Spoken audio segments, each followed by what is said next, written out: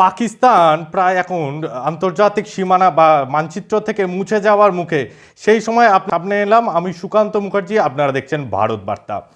আপনাদের বলে রাখি, এখন সব থেকে পাকিস্তানের যে আপডেটগুলো দিয়ে রাখি, আরব সাগর ধরে কিন্তু এখন আইএনএস বিক্রান্ত ছুটে যাচ্ছে করাচি পোর্টকে উড়িয়ে দিতে। শেষ যা খবর 10 জায়গায় বিস্ফোরণ অলরেডি হয়ে গেছে। এবং তাছাড়াও ভারতীয় বিমান বাহিনী কিন্তু প্রায় 15 থেকে 16টি জায়গায় আক্রমণ হেনেছে, যাতে এখন পাকিস্তান বিধ্বস্ত হয়ে পড়েছে।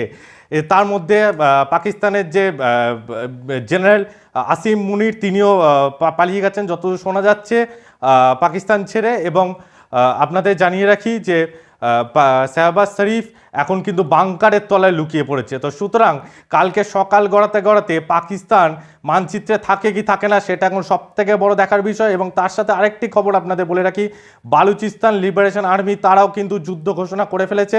তারা 100টার ওপর গ্যাস পাইপলাইন প্রায় উড়িয়ে দিয়েছে এবং পাকিস্তান সেনা ছাউনিতে যেটা বালুচিস্তানে ছিল সেটাও উড়িয়ে দিয়েছে। এখন খালি বেঁচে আছে তাদের খাইবার পাখতুনখোয়া কিন্তু যে কোনো সময় বিদ্রোহ ঘোষণা করে তারা আফগানিস্তানের সাথে জুড়ে যাবে। এবং গোটা পাকিস্তানের ম্যাপ কালকে সকালবেলা কিন্তু আমরা নতুনভাবে দেখতে পাবো।